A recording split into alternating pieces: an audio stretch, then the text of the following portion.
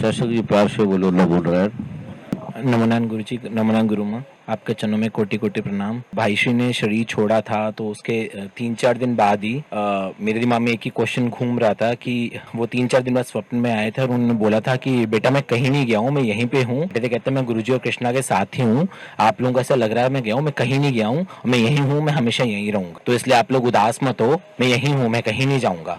भाई मैं उन दिनों में गुरुदेव मैं मोड़ी में सेवा में गया था, तो 5-6 दिन के बाद भाई श्री जी वहाँ पे आए थे जहाँ पे गौशाला है ना। तो उन्होंने बोला कुछ नहीं था उस टाइम, लेकिन मुस्कुराते हुए मुझे देखे थे। मैं उन दिनों में वहीं सेवा कर रहा था। भाई श्री जी के जन्मदिवस का जो समागम था, गुरुजी ने बोला था कि आपको साक्षात वहाँ पे भाई श्री जी दिखाई देंगे। और लिटरली वहाँ पे जब मैं गुरुजी की कृपा से पार करने बैठा तो भाई श्री जी सर पे हाथ रख के गए वहाँ से।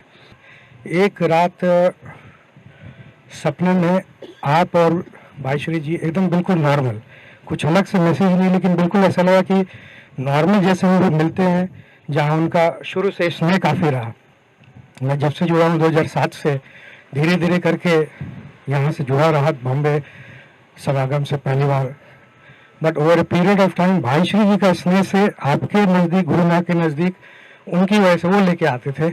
शुरू में जब बॉम्बे भी आए थे तो आपके पास लेके कृपा, तो उसी तरह का स्नेह हमेशा जो मिलता था। उस रात भी सपने में मैंने बिल्कुल नॉर्मल तरीके से वो बात कर रहे थे, और आपसे उस दिन आप थोड़ा एक जो डिस्टेंस रहता है उस दिन वो भी नहीं था, वो काफ़ी नॉर्मल तरीके से आपका भी बात, जो भी आशीर्वाद आपका हमें मिला। अभी हम मन की बात नहीं कर रहे, अपने विचारों की बात नहीं कर रहे। जो भगवान ने सबसे पहले ग्रंथ बनाया, क्योंकि जब ये बिल्डिंग बनती है तो पहले इसका नक्शा बनता है कि ये इसका नक्शा ऐसे ऐसे होगा। तो भगवान ने जब सृष्टि बनाई, दुनिया बनाई, उसमें क्या क्या बनाया? समुद्र, पहले 5 तत्व बनाए, पृथ्वी, अग्नि, जल, वायु, आकाश। फिर सारा प्रारूप बना, जैसे देवी भागवत में लिखा है, दुर्गा सप्तमी में लिखा है। फिर जब आदमी का जो प्रारूप बना, वो जो लिखा हुआ है, तो अभी वेदों में, शास्त्रों में, मैंने सेवादारों को बोला कि आदि काल से वेदों में क्या लिखा है वो नेट पे निकालो। तो अरुण जी के मोबाइल पे मैंने भेजा, तो अरुण जी पहले पढ़ के सुनाएंगे, आप उसको सुन। आत्मा और परमात्मा क्या है? वेदों का वाक्य है कि आत्मा ही परमात्मा है। आत्मा परमात्मा के विषय को समझाते हुए वेद में 4 महावाक्यों का वर्णन है जो इस प्रकार है। पहला वाक्य है यजुर्वेद का, अहम ब्रह्मास्मि, शब्दार्थ है मैं ब्रह्म हूं। दूसरा सामवेद का है तत्त्वमसि, शब्दार्थ है वह ब्रह्म तू है। तीसरा अथर्ववेद, अयम आत्मा ब्रह्म, यह आत्मा ब्रह्म है। चौथा सामवेद, सर्व खल्विदम ब्रह्मम, सर्वत्र ब्रह्म ही है। अग्नि पुराण का श्लोक है आत्मा शुद्धो अक्षरा शांतो निर्गुण प्रकृते परः प्रवध्य प्रचयो नास्य एकस्या खिल जंतशु। शब्दार्थ है आत्मा शुद्ध, अक्षर, शांत, निर्गुण और प्रकृति से परे है। संपूर्ण प्राणियों में एक ही आत्मा है। अग्नि पुराण का दूसरा श्लोक है परमार्थ आत्मनो योगः परमार्थ इतिष्यते एको व्यापी सनः शुद्धो निर्गुणः प्रकृति परः। परमात्मा और आत्मा के एकत्व का बोध ही परमार्थ माना गया है। परमात्मा एक अर्थात अद्वितीय है, वह सर्वत्र समान रूप से व्यापक, शुद्ध, निर्गुण एवं प्रकृति से परे है। देवी भागवत का श्लोक है प्रकृतम शृणु राजेंद्र परमात्मात्र जीवताम उपाधि योगाद संप्राप्त कर्तत्व आदि कंपित। परमात्मा ही उपाधि भेद से जीव संज्ञा प्राप्त करता है और उसमें कर्तत्व आदि आ जाता है। इसका भावार्थ है परमात्मा ही जीव यानी आत्मा है। श्रीमद् देवी भागवत के दूसरे श्लोक है जिनका अर्थ यह है तदनंतर ज्ञानी मनुष्य को चाहिए कि वो सन्यासी होकर क्षत्रिय एवं ब्रह्मनिष्ठ गुरु का आश्रय ग्रहण करे और पुनः सावधान होकर निष्कपट भक्ति के साथ प्रतिदिन वेदांत का श्रवण करे। तत्वमसी आदि वाक्य के अर्थ का वह नित्य चिंतन करे, क्योंकि तत्वमसी आदि वाक्य जीव और ब्रह्म की एकता के बोधक। एक का बोध हो जाने पर मनुष्य निर्भय होकर मेरा रूप बन जाता है, माँ दुर्गा ने कहा। इसका भावार्थ भी वही है, परमात्मा और आत्मा एक ही है। श्रीमद् देवी भागवत के दूसरे श्लोक है जिनका शब्दार्थ है, मुनियों ने जीवात्मा और परमात्मा में नित्य समत्व भावना रखने को समाधि कहा है। यह मैंने आपको अष्टांग योग का लक्षण बतला दिया।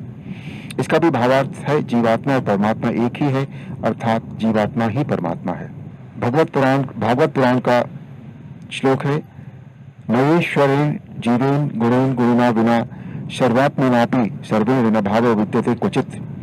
शब्दार्थ है, मैं ही ईश्वर हूं, मैं ही जीव हूं, मैं ही गुण हूं और मैं ही गुणी हूं, मैं ही सबका आत्मा हूं और मैं ही सब कुछ हूं, मेरे अतिरिक्त और कोई भी पदार्थ कहीं भी नहीं है।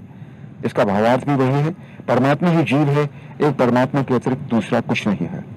आत्मा साक्षी विभु पूर्ण एको मुक्तिश्च क्रिय असंगो निष्प्रह शांतो भ्रमात् संसार वानिव।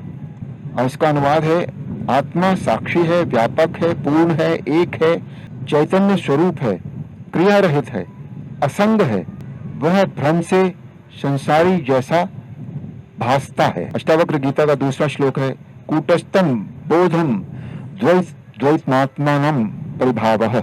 शब्दार्थ है, आत्मा अचल स्थिर बोधरूप एवं अद्वैत है। और इसका भावार्थ है, आत्मा अद्वैत है अर्थात दो नहीं है। रामचरितमानस में कहा है, ब्रह्म अजन्मा है, अद्वैत है, केवल अनुभव से ही जाना जाता है और मन से परे है। भावार्थ है, ब्रह्म यानी परमात्मा अद्वैत है, एक ही है, दो नहीं। प्रमाण यह है कि सुख दुख का अनुभव सभी को समान रूप से होता है। महाभारत शांति पर्व मोक्ष धर्म पर्व अध्याय 203। मनु जी कहते हैं, बृहस्पति बुद्धि के साथ तद्रूप हुआ जो जीव नामक चेतन तत्व है, तो भी वे बुद्धि में संस्कार रूप से अंकित हैं, इसलिए उनका स्मरण होता है। इस जन्म में या दूसरे जन्मों में देखे गए हैं, सामान्य रूप से अपेक्षा नहीं करता, अर्थात उन्हें प्रकाशित ही करता है। परस्पर विलग न होने वाली तीनों अवस्थाओं में विचरता रहता है। अतः वह सबको जानने वाला साक्षी सर्वोत्कृष्ट देह का स्वामी आत्मा एक है। आपको पता लग जाएगा कि आप परमात्मा है, आप ही आत्मा है। अब आपने क्या करना, दूसरे को ना, आपने अच्छा एग्जाम दे दिया, पास कर दिया, और दूसरे क्या करे, आपने इसे क्या लेना, हुआ नहीं हुआ क्या हुआ, आपने इसको पूर्णता से करना है।